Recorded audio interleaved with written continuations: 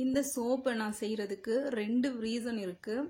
ஒன்று என்ன அப்படின்னா, எப்படி இருந்தாலும் நம்ம வீட்டில் சோப் யூஸ் பண்ணி தான் தருவோம். அதுக்கு நமக்கு கண்ணுக்கு தெரிஞ்ச ஒரு ஆர்கானிக்கான நல்ல ப்ராடக்ட்ஸை யூஸ் பண்ணி நாமளா செய்யலாம் அப்படின்ற ஒரு எண்ணத்தினாலையும், எவ்வளோதான் நம்ம காஸ்ட்லியான ப்ராடக்ட்லாம் யூஸ் பண்ணி நலங்கு மாவு ரெடி பண்ணி வச்சாலும், அது இந்த குழந்தைங்களுக்கு அதோட வேல்யூ தெரியாமல் கீழே மேலே கொட்டி வேஸ்ட் பண்ணுறாங்க. அது அவங்கள டெய்லியும் பூச வைக்கிறது ஒரு பெரிய போராட்டமாக இருக்குது.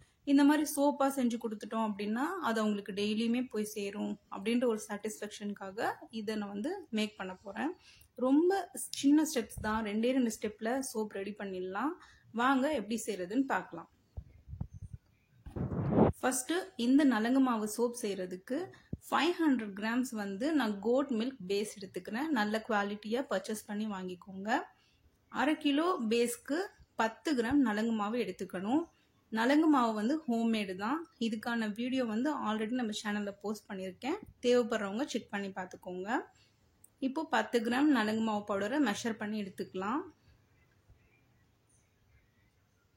அடுத்ததான் நல்லா வந்து ஒரு டபுள் பாயில் மெத்தடில் வந்து நம்ம சோப் பேஸை வந்து மெல்ட் பண்ண போகிறோம். அதுக்காக கீழே வந்து கொஞ்சமாக தண்ணியை நல்லா கொதிக்க வச்சுட்டு மேலே வந்து 1/2 kg வந்து சோப் பேஸை வந்து நம்ம கியூபாக சின்னதாக கட் பண்ணி நம்ம இதில் ஆட் பண்ணிக்கலாம்.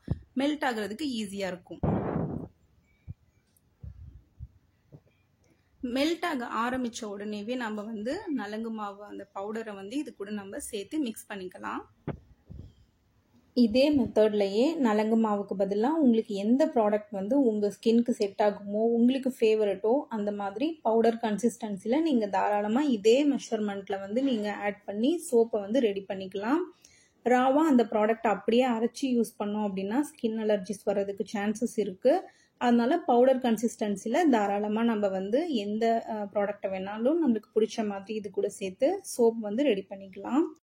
அடுத்த ஸ்டெப் வந்து நலங்கு மாவு இன்ஃப்யூஸ் பண்ண ஆயிலில் வந்து 1 ஸ்பூன் ஆட் பண்ண போகிறோம். ஒரு பெரிய விஷயம்லாம் ஒன்றும் கிடையாது. நார்மலாக வீட்டில் இருக்கக்கூடிய தேங்காய் எண்ணெயில் வந்து 1 ஸ்பூன் நலங்கு மாவை வந்து ஒரு சின்ன துணியில் வந்து சின்ன மூட்டை மாதிரி கட்டி அந்த தேங்காய் எண்ணெயில் நைட்டு ஃபுல்லாக வந்து சோக் பண்ண விட்டுறணும். அடுத்த நாள் காலையில் எடுத்து பார்த்தோம்னா அந்த ஆயில் ஃபுல்லாக வந்து நலங்கு மாவு இன்ஃப்யூஸ் ஆகிருக்கும். அந்த எண்ணெயை நம்ம நார்மலாக தேங்காய் எண்ணெய் சேர்க்கறதுக்கு பதிலாக இந்த மாதிரி சேர்த்து யூஸ் பண்ணோம்னா நல்ல ரிசல்ட் கிடைக்கும். அதுக்காக இந்த சோப் வந்து நான் பர்சனலாக வீட்டு யூஸ்க்கு மட்டும் செய்கிறனால இதில் வந்து எந்த விதமான ஹார்டான ஃப்ரேக்ரன்ஸ் ஆயில், எசென்ஷியல் ஆயில் எதுவுமே நான் இதில் வந்து சேர்க்கலை. நீங்கள் இதை அப்படியே கமர்ஷியலாக நீங்கள் செய்கிறீங்க அப்படின்னா உங்களுக்கு தேவைப்பட்டால் ஆன்லைனில் நிறைய விதமான ஃப்ரேக்ரன்ஸ் ஆயில், எசென்ஷியல் ஆயிலெலாம் கிடைக்குது. அதை வாங்கி இது கூட 1 ட்ராப் வந்து நீங்கள் சேர்த்துக்கிட்டிங்கன்னா நல்ல ஒரு வாசனையாக இருக்கும். இப்போ கம்ப்ளீட்டாக நம்மளுக்கு மெல்ட் ஆயிடுச்சு. இப்போ ஆஃப் பண்ணிவிட்டு இதை நான் வந்து வேற ஒரு பாத்திரத்துக்கு மாற்றிக்கிறேன்.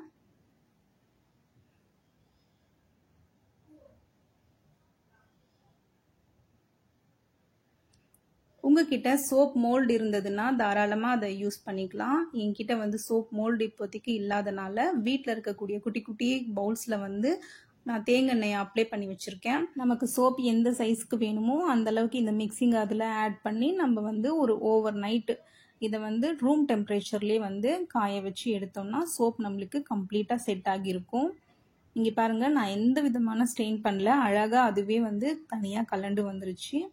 இந்த மாதிரி நான் குட்டி குட்டியாக ஏன் வந்து க்ளோ பாம் மாதிரி செஞ்சுருக்கேன் அப்படின்னு சொன்னால், இது வந்து நம்ம ட்ராவலில் வந்து ஃபேஸ் வாஷ் பண்ணுறதுக்கு யூஸ் ஆகும். ஸ்கூல்லேருந்து குழந்தைங்க ஈவினிங் வந்தோடனே அவங்கக்கிட்ட ஒரு க்யூப் கொடுத்தோம்னா அவங்க அதை வச்சு ஃபேஸ் வாஷ் பண்ணிப்பாங்க. சோப் வேஸ்ட் ஆகாது. அதுக்காக சும்மா இதை ட்ரை பண்ணது தான், நல்லா இருந்தது. ஹோம்மேட் சோப்ஸில் வந்து நுரை அதிகமாக வராது அப்படின்னு சொல்லுவாங்க. இப்போ பாருங்கள், நம்ம சோப்பில் எவ்வளோ நல்லா நுரை வருது. இந்த நம்ம கடையில் வாங்குற சோப்பை கம்பேர் பண்ணும்போது ஹோம்மேட் சோப்ஸில் வந்து ஹார்டான கெமிக்கல் எதுவுமே யூஸ் பண்ணாதனால கொஞ்சம் சீக்கிரமாகவே வந்து கரைஞ்சிடும். ஆனால் ஸ்கின் ஒயிட்னிங்க்கு சூப்பராக ஹெல்ப் பண்ணும். ரெகுலராக நீங்கள் இந்த சோப்பை யூஸ் பண்ணி பார்த்தீங்கன்னா உங்களுக்கே நல்ல சேஞ்ச் கிடைக்கும். கண்டிப்பாக நீங்களும் உங்கள் வீட்டில் ட்ரை பண்ணி பாருங்கள். தேங்க்யூ.